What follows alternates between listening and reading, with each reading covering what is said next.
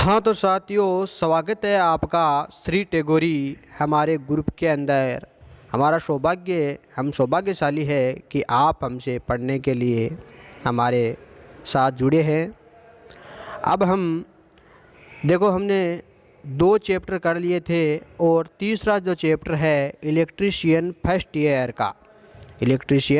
की ये क्लास है, जिसका तीसरा चैप्टर चल रहा है सोल्डरिंग वगैरह का, टी जोड़ वगैरह के यहाँ से क्वेश्चन आएंगे।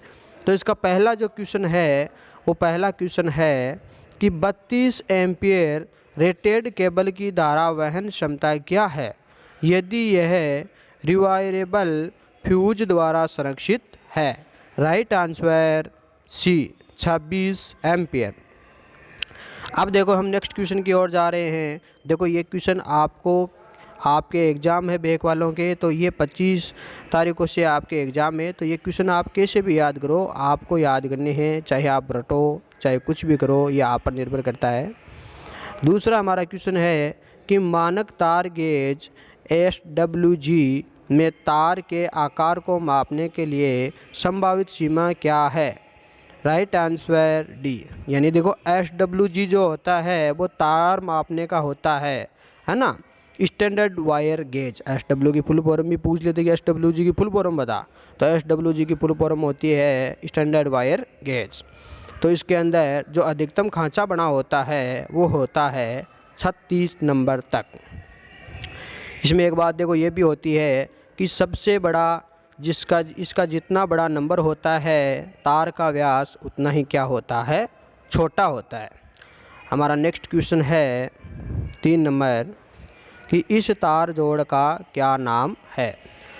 तीसरे क्वेश्चन में पूछा गया है कि इस जो आपको देखो एक जॉइंट दिख रहा है, इस जॉइंट का नाम क्या है, ऐसा अगला पूछ रहा है। तो देखो, राइट आंसर है बी, नोटेड टेप जोड़। देखो, ये नोटेड टेप जोड़ है जो आपको चित्र में दिख रहा है, जिसको आपका नाम पूछा था। देखो, जिसको आ रहे हैं वो साथ साथ बताते जाओ। 4 नंबर क्वेश्चन है गैल्वेनीकृत लोहे के लिए किस प्रकार के सोल्डरिंग फ्लक्स का उपयोग किया जाता है। राइट आंसर हाइड्रोक्लोरिक अम्ल। नेक्स्ट क्वेश्चन निकालो भाई, नेक्स्ट क्वेश्चन निकालो। 5 नंबर जो हमारा क्वेश्चन है वो है कि मात्रा उत्पादन और टीनिंग कार्य के लिए सोल्डरिंग की किस विधि का उपयोग किया जाता है। देखो, इसमें लिखा हुआ है कि मात्रा उत्पादन जो कार्य होता है, टीनिंग का जो कार्य होता है, उसके लिए देखो ट्यूबलाइट हो गई, हमारी टीवी हो गई, या आप देखो तो रिसीवर हो गया, उसके अंदर बहुत ही डीपली सोल्डरिंग की हुई होती है। छोटी छोटी आप देखोगे तो आपको नज़र आएगी। वो होता है उत्पादन कार्यों में। टीनिंग कार्य जो होता है, उत्पादन देखो आगे लिखा है मात्रा उत्पादन, तो उत्पादन कार्यों में बहुत ही डीपली सोल्डरिंग की हुई होती है, बहुत ही ध्यानपूर्वक की जाती है वो सोल्डरिंग, क्योंकि आप देखते हैं बहुत ही पास में सोल्डरिंग होती है, तो वो होती है deep soldering. Right answer A. हमारा अगला क्वेश्चन है कि अंडरग्राउंड, देखो भूमिगत केबल, अंडरग्राउंड यूपी मतलब भूमिगत केबल यूजी, केबल में अक्ष के रूप में जो आपको चिन्ह दिख रहा है उस भाग का क्या पूछा गया है, नाम। क्या पूछा गया है, नाम। देखो, केबल के ऊपर अलग अलग भाग होते हैं, है ना। कागज़ का इंसुलेशन होता है, लेड शीट होती है, आर्मरिंग होती है, बेंडिंग होती है।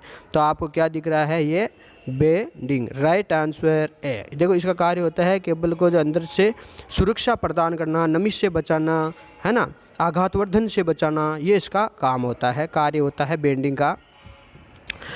राइट आंसर है इसके अंदर ए, बेंडिंग। अगला नेक्स्ट क्वेश्चन निकालो भाई। हमारा नेक्स्ट क्वेश्चन है, देखो, जो XLPE केबल का पूर्ण रूप पूछा है, मतलब XLPE एक भूमिगत केबल होती है जिसका इसने क्या पूछा है, नाम। इसका नाम होता है क्रॉस लिंकेड पॉली इथिलीन, है ना। Right answer C. Next question है 8 नंबर जो हमारा क्वेश्चन है वो है कि भूमिगत केबल में सवरिंग परत का क्या उपयोग होता है। देखो अभी जैसे मैंने आपको बताया इसमें अलग अलग परतें होती है भूमिगत केबल में, ये भी अलग अलग प्रकार की होती है। तो देखो आपके लिए एग्ज़ाम के टाइम बहुत ही कम बचा है, इसलिए आपको जल्दी जल्दी हम क्वेश्चन सॉल्व करवा रहे हैं, जो आप डायरेक्ट देख लीजिएगा। तो देखो 8 नंबर हमारा क्वेश्चन है कि भूमिगत केबल में सवरिंग परत का क्या उपयोग होता है। तो राइट आंसर है डी, आर्म रिंग को वायुमंडलीय स्थिति से बचाना। देखिए वायुमंडल देखो केबल जो होती है वो बर्फीले स्थानों में भी उपयोग ली जाती है, गर्मियों में भी उसका उपयोग करते हैं, बरसात में भी उसका उपयोग करते हैं। तो है ना, अलग अलग मौसम से बचाने के लिए उस पर एक परत लगाई जाती है, उस पर एक लेयर लगाई जाती है, जिसको बोलते हैं आर्म रिंग। क्या बोलते हैं उसको? Arm ring. जो क्या आर्म रिंग का कार्य होता है? वायुमंडल की स्थिति से बचाना, सर्दी से बचाना, गर्मी से बचाना, बारिश से बचाना, नमी से बचाना। सर्दियों के मौसम में देखो एल्यूमिनियम का जो वायर होता है उसके अंदर खार आ जाता है, उस खार से बचाने के लिए किसका उपयोग होता है? आर्म रिंग का। अगला हमारा क्वेश्चन है नेक्स्ट, 9 नंबर हमारा क्वेश्चन है नेक्स्ट, जो आप स्क्रीन पर देख पा रहे हो। क्वेश्चन नंबर 9, जल्दी जल्दी आंसर इसका आप देख लीजिए। अगर आपको आता है तो देखिए, इस लूप टेस्ट से यूजी केबल के किस प्रकार के फॉल्ट का पता लगाया जा सकता है। देखो ये आप जो देख रहे हैं चित्र, ये एक देखो बीच में जी लिखा है, जनरेटर बनाया गया है, साइड के अंदर रजिस्टर वगैरह लगे हुए हैं, और ये प्रतिरोध नीचे अर्थ लगा हुआ है। तो ये क्या पाप रहा है? देखो हम जब पंखा जो होता है फैन, उसकी जब हम टेस्टिंग करते हैं तो शॉर्ट सर्किट और ओपन सर्किट के द्वारा करते हैं, है ना। तो उसी तरह ये टेस्ट किया जाता है अर्थ का और उपकरण का, जिसका एक सिरा अर्थ से लगाया गया है और दूसरा सिरा उपकरण से, लघुपतित इसको जो किया गया है। तो इसका राइट आंसर होगा लघुपतित, बी आंसर। देखो आप जल्दी जल्दी कमेंट में इसके उत्तर देते जाइए, ताकि पढ़ने में जोश यूँ ही बना रहे। अगला नेक्स्ट क्वेश्चन है हमारा 10 नंबर कि तांबे के परमाणु के आबंध चक्र में कितने इलेक्ट्रॉन होते हैं। तो देखो आपको पता है कि चालक के अंदर मुक्त इलेक्ट्रॉनों की संख्या ज़्यादा होती है। तो आप देखोगे 2, 8, 18 ये एक बहुत बंद में बंधे हुए हैं, तो इसमें मुक्त इलेक्ट्रॉन जो है वो है 1। तो इसमें राइट आंसर क्या होगा? 1। देखो चालक तभी होता है जब उसके अंदर इलेक्ट्रॉनों की जो संख्या होती है वो क्या हो? मुक्त। जब इलेक्ट्रॉनों की संख्या मुक्त होती है तभी वो चालक बनता है। अगर 4 इलेक्ट्रॉन है तो वो अर्धचालक बन जाएगा, 8 इलेक्ट्रॉन है तो वो कुचालक बन जाएगा, क्योंकि वो एक बंध बना लेते हैं। अगर 3 इलेक्ट्रॉन है तो वो क्या है? चालक, क्योंकि उसके अंदर क्या हो गया? 1 इलेक्ट्रॉन जो है वो क्या है? मुक्त इलेक्ट्रॉन है। इसके अंदर मुक्त इलेक्ट्रॉन 1 है, तो इसका राइट आंसर हो जाएगा 1। नेक्स्ट हमारा जो क्वेश्चन है वो 11 नंबर क्वेश्चन है कि नियॉन लैंप पर विद्युत धारा का क्या प्रभाव पड़ता है। नियॉन लैंप पर विद्युत धारा का क्या प्रभाव पड़ता है। देखो नियॉन लैंप होता है जो अक्सर शादियों वगैरह में, मौसर मासर में लगाया जाता है कि नहीं। देखो हंसने की कोई बात नहीं है, कार्य सभी के होते रहते हैं। ऐसी कोई बात थोड़ी है कि अगर कोई जन्मा है तो जवान ही रहेगा, कभी ना कभी तो बूढ़ा ही होना पड़ेगा, और बूढ़ा होगा तो देखो ऊपर भी जाना पड़ेगा, और ऊपर जाओगे तो आपको अपने अपने कर्मों की सज़ा भी मिलेगी। कोई क्या करता है, कोई क्या करता है, मिलेगी नहीं मिलेगी। तो अच्छे काम करो, अच्छे रहो, अच्छी सज़ा नहीं मिलेगी, है ना। सज़ा मिलेगी नहीं अच्छे काम करोगे तो देखो नेक्स्ट क्वेश्चन हम देख रहे हैं नियॉन लैंप। नियॉन लैंप जो होता है जब उसके अंदर विद्युत धारा दी जाती है तो क्या होता है? जो गैस होता है उसका क्या होता है? आयनीकरण। उसके अंदर देखो साथियों, उसके अंदर जो गैस होता है वो गैस क्या होता है? जलता रहता है। जब गैस जलेगा तो क्या होगा? गैस का आयनीकरण होगा कि नहीं होगा। देखो ऊर्जा एक ऐसी चीज़ है जिसको ना तो उत्पन्न किया जा सकता है और ना ही उसको क्या किया जा सकता है? नष्ट किया जा सकता है। अगर बल्ब जल रहा है और उसको हम विद्युत धारा दे रहे हैं तो विद्युत धारा क्या है? एक ऊर्जा है। जिसको हम किस में परिवर्तन कर रहे हैं, उसको प्रकाश में परिवर्तन कर रहे हैं कि नहीं कर रहे। अगर एग्जाम में क्वेश्चन आ गया कि विद्युत धारा को प्रकाश ऊर्जा में किसके द्वारा बदला जाता है, तो उसका राइट आंसर होता है ट्यूबलाइट, बल्ब, एलईडी, ये उसका राइट आंसर होता है। तो देखिए, ऊर्जा को हम ख़त्म नहीं कर सकते, उसको एक रूप से दूसरे रूप में क्या कर सकते हैं, रूपांतरण कर सकते हैं। हमारा फैन है, फैन चल रहा है, विद्युत धारा आ रही है, फैन चल रहा है, किस में बदल रहा है, ऊर्जा को एक रूप से दूसरे रूप में बदल रहे हैं ना। पंखा गति कर रहा है तो उसको गतिज ऊर्जा में बदल रहे हैं। जनरेटर है, जनरेटर को भी हम क्या कर रहे हैं, हाथ से स्टार्ट करेंगे तो हमें विद्युत ऊर्जा देगा, तो उसको कुछ ना कुछ ऊर्जा में बदल रहा है। देखो हमारा नेक्स्ट क्वेश्चन है 12 नंबर, कुचालक प्रतिरोध की इकाई क्या है। बिल्कुल बहुत ही अच्छा क्वेश्चन आया है। ये क्वेश्चन बार बार ITI में देखने को मिलता है। ये कहूँ तो हर बार ये क्वेश्चन ITI में पूछा जाता है, हर बार ये क्वेश्चन बार बार ITI में बच्चों को हर साल 13 से 14, 15, 16 हर साल ये क्वेश्चन पूछा गया है। हो सकता है आपके भी किस्मत अच्छे हो और ये क्वेश्चन आपके कहीं ना कहीं अटका हुआ मिल जाए। तो देखो इसका राइट आंसर होगा मेगा ओम। कुचालक प्रतिरोध की इकाई होती है mega ohm. Right answer D. 13 number हमारा क्वेश्चन है कि कौन सा विद्युत उपकरण अधिक अतिरिक्त धारा संरक्षण है। राइट आंसर बी, पुनः तार बांधने योग्य फ्यूज।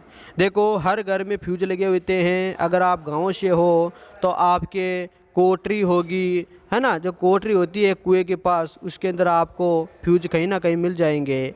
अगर आपके घर में पुरानी फिटिंग है आपके दादा परदादाओं की, अभी तक आपने कोई विकास वगैरह नहीं किया है ना, तो अच्छी फिटिंग तो कहाँ से होगी, वही रहेगी। तो जब पुरानी फिटिंग को आप देखोगे तो उसके अंदर आपको क्या मिलेंगे, फ्यूज मिलेंगे।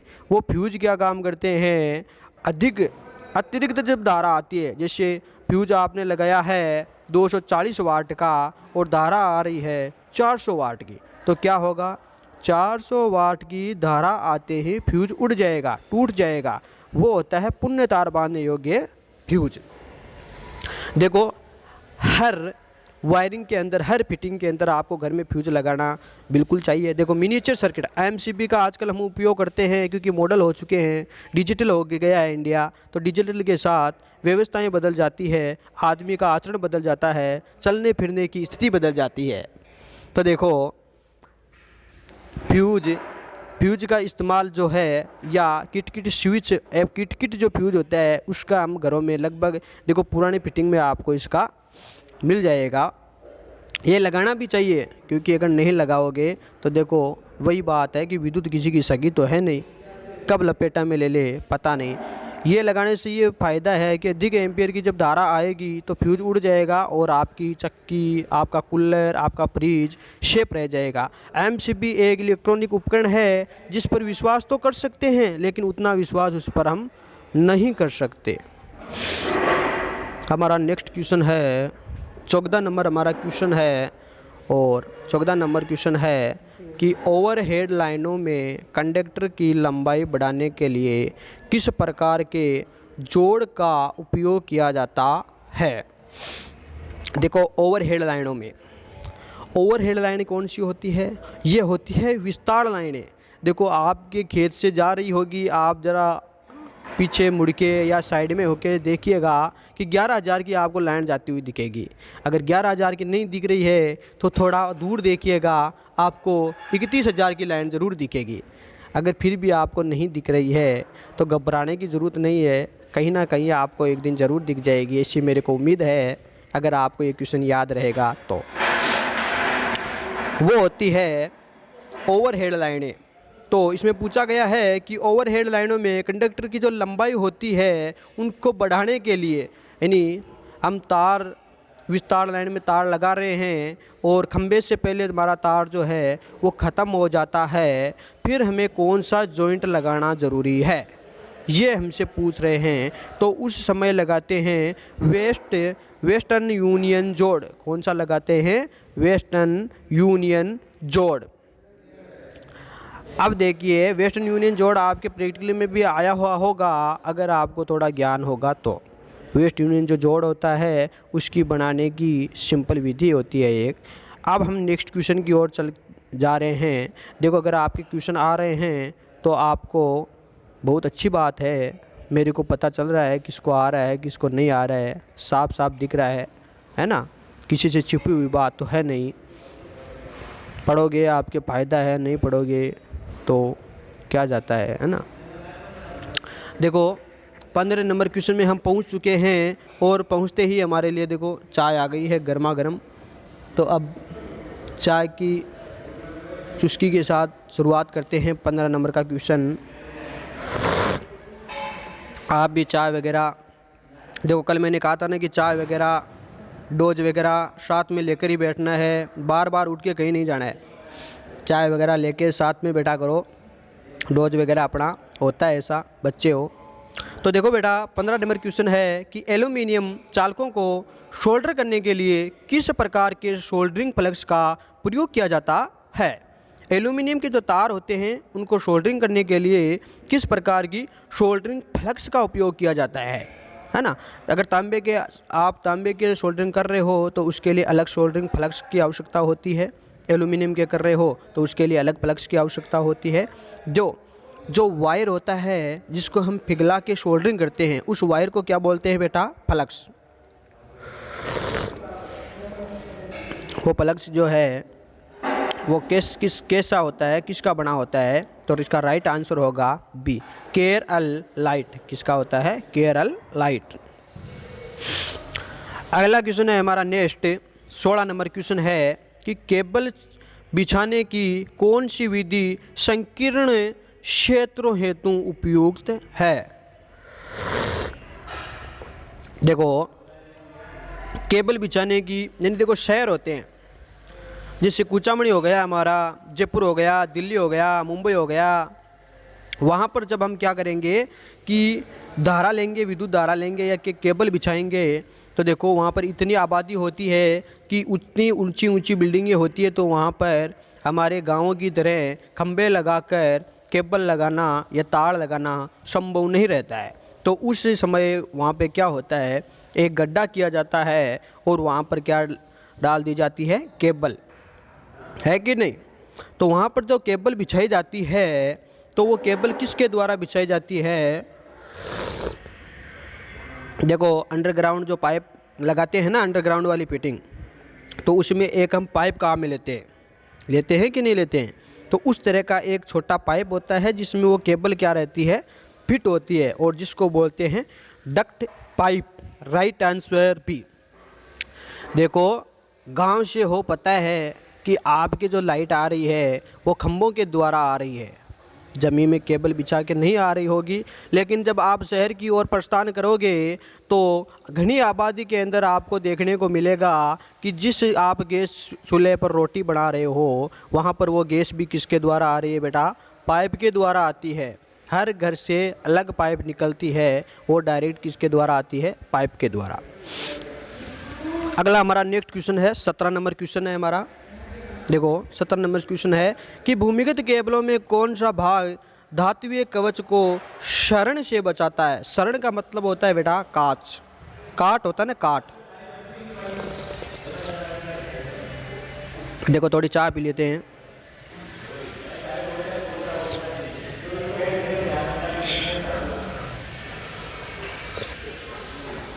तो जल्दी जल्दी आप इसका आंसर बता दो। अब देखो अगला पूछ रहा है कि भूमिगत जो केबल होते हैं, देखो अगर आप क्वेश्चन थोड़े बहुत पढ़ के भी जा रहे हो तो इसके चांस रहते हैं कि आपके 80% सही होने का चांस रहता है। बहुत सारे क्वेश्चन ऐसे आ रहे हैं जो अगर आपकी थोड़ी सी भी खोपड़ी तेज है तो आप इनको आराम से कर पाओगे। ऐसे सरल क्वेश्चन आ रहे हैं जो सीधे क्या है, आपके दिमाग पर निर्भर करते हैं कि आप कितना दिमाग लगा सकते हो। अब देखो ये क्वेश्चन है भूमिगत केबल में कौन सा भाग धात्विक कवच को क्षरण से बचाता है। क्षरण का मतलब होता है काट। देखो लोहा होता है, उसको क्षरण से बचाने के लिए हम क्या करते हैं बेटा, उस पर कलर करते हैं, उस पर पेंट करते हैं, है ना। और पेंट करते हैं तो देखो क्या होता है, सड़न से बचता है, उसके बरसात के दिनों में काट नहीं आता है। तो केबल के अंदर भी एक भाग होता है, जैसे कि मैंने आपको बताया था, आर्मरिंग और बेडिंग वगैरह, सर्विंग वगैरह अलग अलग भाग होते हैं। तो इसमें राइट आंसर कौन सा होगा? बी। बेंडिंग होता है वो केबल को किससे बचाता है बेटा? सड़न से, मतलब जो खार आ जाता है ना, देखो एल्यूमिनियम का तार है, बरसात में भीगा, थोड़ा सा उसके इंसुलेशन हटा तो उसके क्या आ गया? खार। उससे बचाने की जो बेंडिंग है वो उसको बचाता है।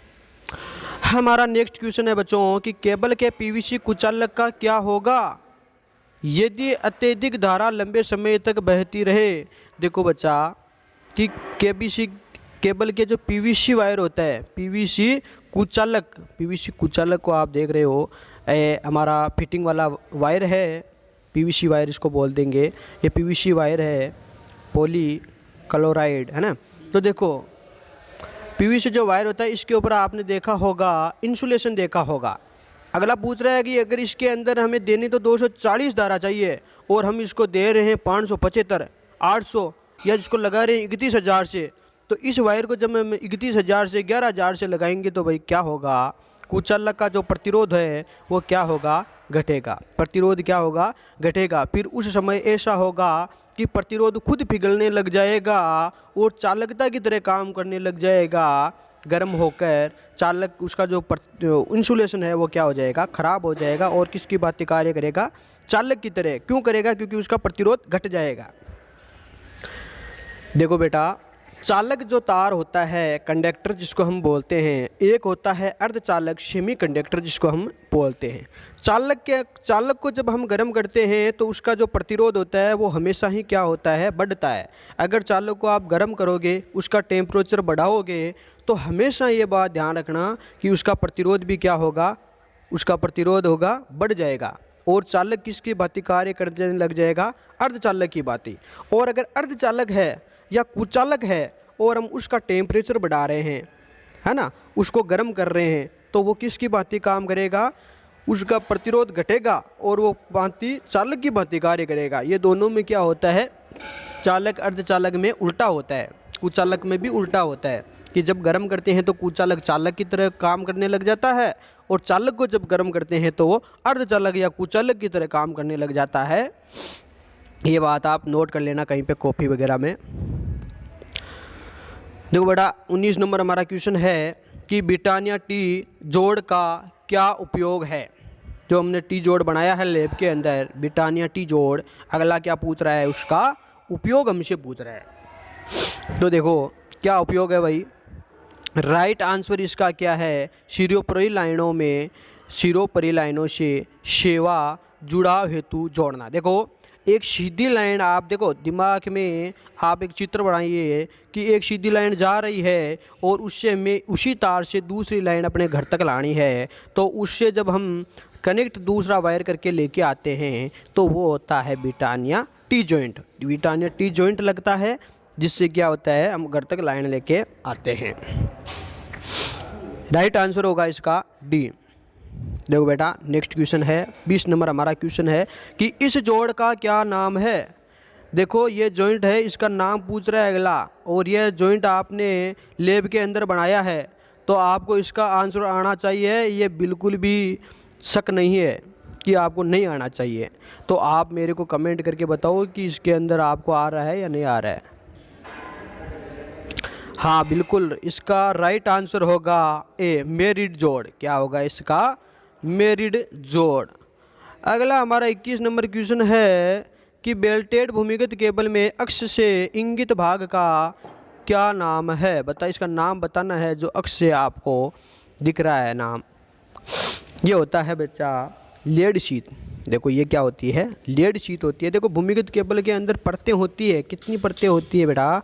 4 परतें होती है। देखो आपको दिख रही होगी, जिनके आर्मरिंग वगैरह, लेड शीट वगैरह अलग अलग नाम है। तो इसका राइट आंसर होगा लेड शीट। नेक्स्ट जो हमारा आपको क्वेश्चन दिख रहा है, अगला पूछ रहा है कि इस औजार का नाम क्या है? और इस औजार का नाम आपको आना ही चाहिए क्योंकि लैब के अंदर इसका बहुत प्रयोग किया जाता रहता है। इस औजार का क्या नाम है? इस औजार का नाम है creeping tool. Right answer C. क्या है इसका? सी आंसर है क्रीपिंग टूल। देखो अगर आपसे पूछ ले कि क्रीपिंग टूल का उपयोग कहाँ होता है, तो जो क्रीपिंग टूल होता है बेटा, उसका उपयोग होता है कि हमारी केबल हो गई, हमारे जो पीतल के जो बने हुए पत्तियाँ होती है, उनको जब हम लग्स बोलते हैं, उन लग्सों को जब हम वायर में डाल के दबाते हैं तो वहाँ किसका उपयोग किया जाता है? क्रीपिंग टूल का उपयोग किया जाता है। आप सिंपल भाषा में याद रखिए कि क्रीपिंग टूल का उपयोग किया जाता है केबल, तार के लग्स या थिम्ब को दबाने के लिए। किसका उपयोग किया जाता है? क्रीपिंग टूल का। देखो अब हम नेक्स्ट क्वेश्चन की ओर जा रहे हैं। देखो ऐसा नहीं लगना चाहिए कि आप थक गए हो, ऐसा लगते रहना चाहिए कि आप सच में पढ़ रहे हो, याद कर रहे हो।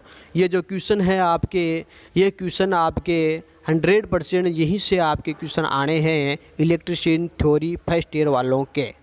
थ्योरी के इम्प्लीमेंटिंग के क्वेश्चन आपको अलग हल करवाए जाएंगे। आपको पीडीएफ भेज दी गई है या भेज दी जाएगी। अगर आपके पास पीडीएफ नहीं आई है तो आप मेरे नंबरों पे व्हाट्सएप मैसेज या टेलीग्राम पर आपको ये पीडीएफ देखने को मिल जाएगी। ये बात आप गांठ बांध ले कि आप पढ़ोगे तभी पास होगे। बिना देखो गारंटी के चक्कर में जो पड़ा हुआ है, इसको मैं अभी भी बता देता हूँ, गारंटी किसी चीज़ की नहीं होती है। मशीन है, चल रही है, जब तक चल रही है ख़राब होगी, क्या गारंटी है उसकी? उसकी होती है फिर वारंटी। उसकी क्या होती है? उसकी फिर वारंटी होती है। हाँ कर दिया,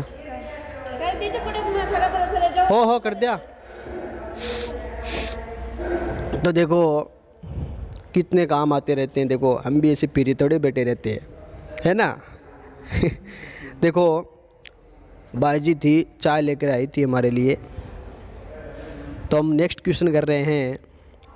देखो इसका आपको पता चल ही गया होगा क्रीपिंग टूल, है ना। देखो गारंटी वगैरह के चक्कर में मत पड़ना। मैं आपको पहले बता रहा हूँ कि जब तक देखो मशीन चल रही है और अगर मशीन ख़राब हो गई है तो उसकी वारंटी आती है, गारंटी नहीं आती है। उसको वापस सही करवा के लाना पड़ता है बंधाएंगे।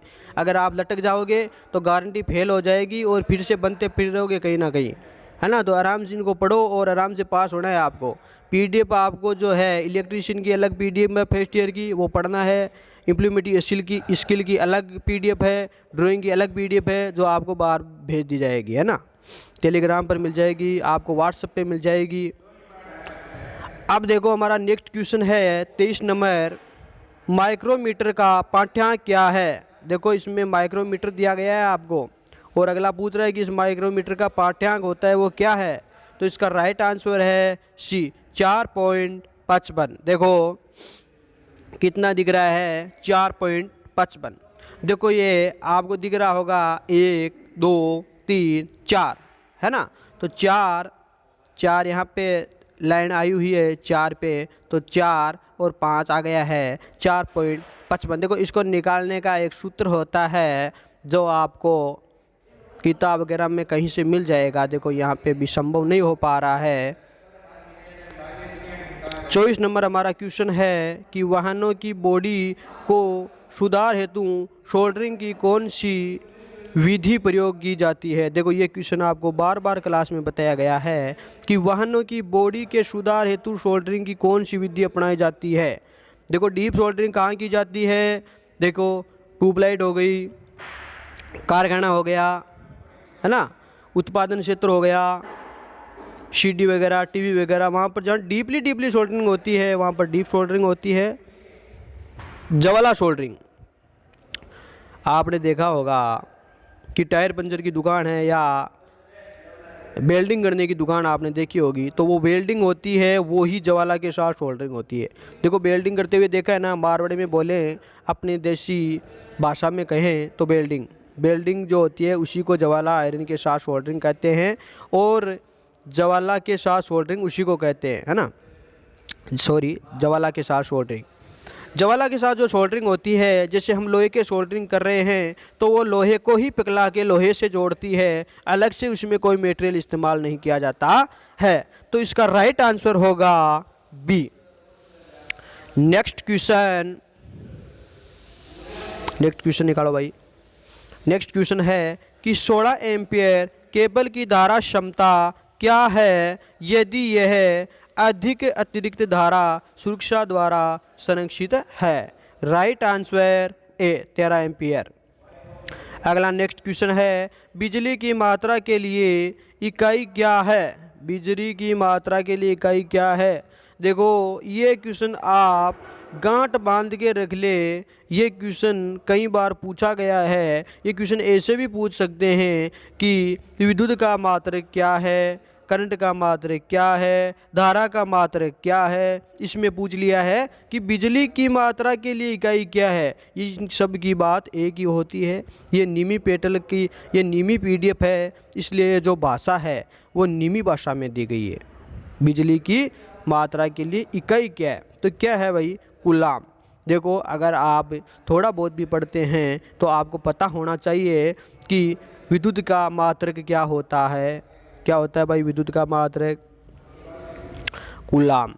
देखो धारा को किस में मापते हैं, एम्पियर में। किसके द्वारा मापते हैं, एमीटर द्वारा। मापते हैं कि नहीं मापते। वोल्टेज को किससे मापते हैं, वोल्टेज वोल्ट मीटर से। किस में मापते हैं, वोल्टेज को मापते हैं। वोल्टेज का दूसरा नाम होता है विभवांतर। विभव यानी दो चीज़ के बीच का अंतर।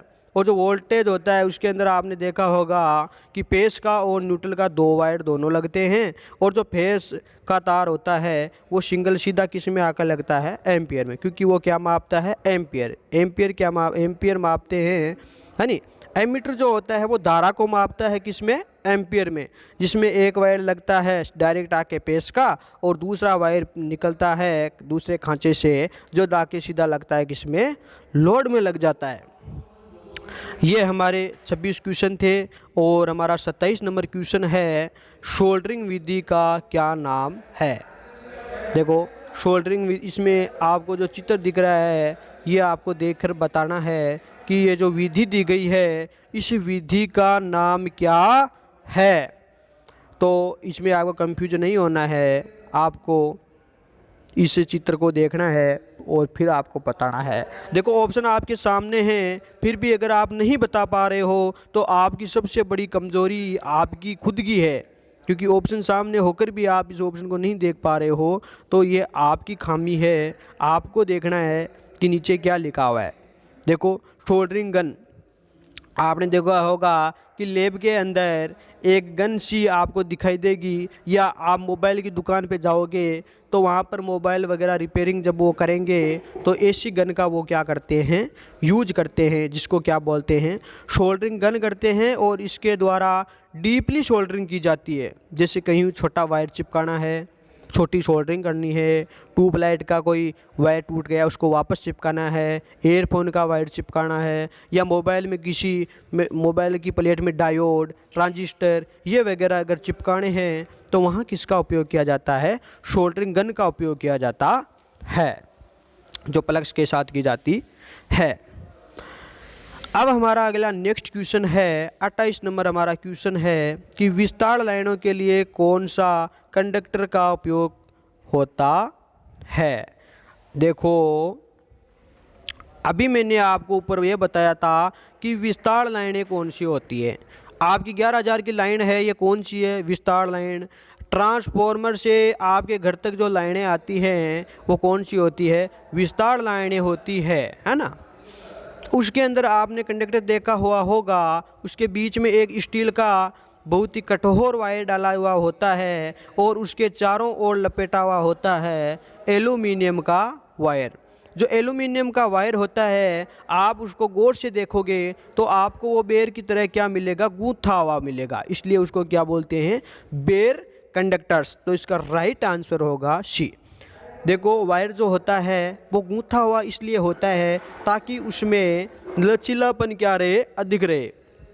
और जब उसमें लचीलापन अधिक रहेगा तो उसके अंदर तन्यता अधिक रहेगी, आघात वर्धे भी उसका अधिक रहेगा, क्योंकि क्या है कि उसको कहीं भी ले जाएंगे तो क्या होगी, पहली बात तो आसानी होगी और उसका यूज करने में हमें क्या होगी, कोई प्रॉब्लम नहीं आएगी। इसलिए जो वायर होता है वो लचीला रखने के लिए क्या करते हैं, उसको गूंथ कर बनाते हैं, है ना। वरना तो सोए का सीधा लोहे का डंडा भी डाल देते एक खंबे से दूसरे खंबे, क्योंकि उसमें क्या होता है, फिर वो वायर जो होता है उसमें लचीलापन नहीं रहता है। इसलिए किसका उपयोग करते हैं, गूंथे हुए बेयर कंडक्टर्स का, है ना, गूंथे हुए बेयर कंडक्टर्स का क्या करते हैं, उपयोग करते हैं। देखो जब सर्दियों का मौसम आता है तो वायर वगैरह क्या होते हैं, टाइट होते हैं, और जब गर्मियों के मौसम आते हैं तो वायर क्या हो जाते हैं, ढीले हो जाते हैं। तो क्या होते हैं, कभी टाइट कभी ढीले, कभी टाइट कभी ढीले। अगर लोहे का डायरेक्ट खिल्ला डाल दिया जाता या लोहे की पाइप डाल दी जाती तो क्या होता कि जब टाइट होता तो वो लोहे का जो हमारी पाइप थी वो डैमेज हो जाती। इसलिए किसका उपयोग करते हैं, बेयर कंडक्टर्स होते हैं जो गूंथे हुए होते हैं, और गूंथे हुए होने का यही फ़ायदा है कि वो इस लचीले होते हैं। अगला हमारा नेक्स्ट क्वेश्चन है 29 नंबर, क्या होता है यदि वोल्ट मीटर को एमीटर की तरह जोड़ा जाए। देखो अभी अभी मैंने आपको ऊपर ये बताया था, आपने अगर गौर से सुना है तो। देखो एमीटर होता है, एक वोल्ट मीटर होता है, सबको पता है। एमीटर के अंदर भी दो टर्मिनल होते हैं पीछे की ओर, और वोल्ट मीटर के भी दो टर्मिनल होते हैं पीछे की ओर। जो एमीटर होता है उसमें एक पेच दिया जाता है एक टर्मिनल में, और दूसरे टर्मिनल से पेच वापस निकाल के डायरेक्ट किस में जोड़ते हैं, लोड में जोड़ते हैं। ये तो है उसका सही जोड़ने का क्रम। और वोल्ट मीटर में क्या करते हैं, एक पेज देते हैं और दूसरे टर्मिनल में क्या देते हैं, न्यूट्रल देते हैं। आप अगर देखो नोटिस कर रहे हैं तो आपको इस बात का पता चला होगा कि हमने एमीटर के अंदर मात्र और मात्र क्या दिया है, पेस, और वोल्ट मीटर के अंदर क्या दिया है, न्यूटन और पेस दोनों।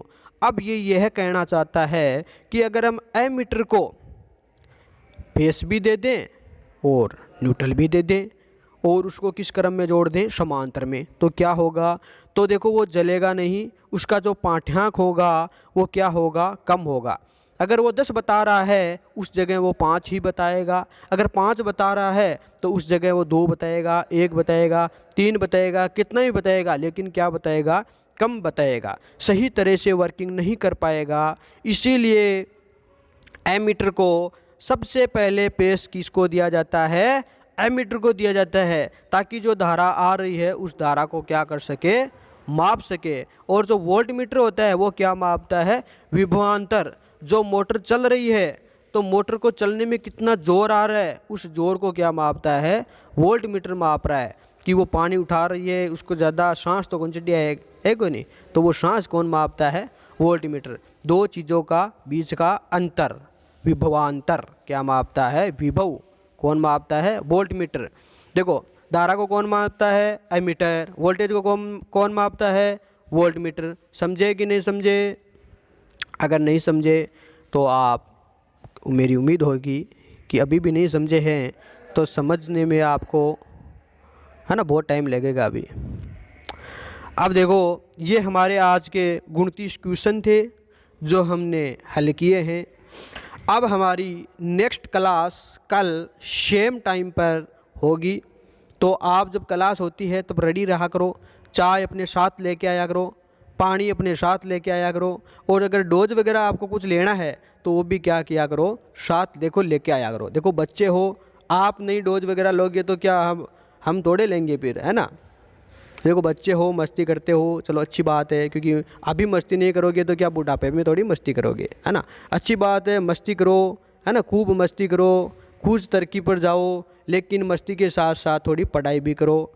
और पढ़ाई आपको, अगर आप पढ़ाई कर रहे हो और फेल हो रहे हो तो इसका मतलब है कि आप पढ़ाई कर नहीं रहे हो। अगर आप नहीं भी कर रहे हो पढ़ाई और पास हो रहे हो तो कोई नहीं कहेगा आपको कि आप पढ़ाई नहीं कर रहे हो, आप पास हो जाओगे।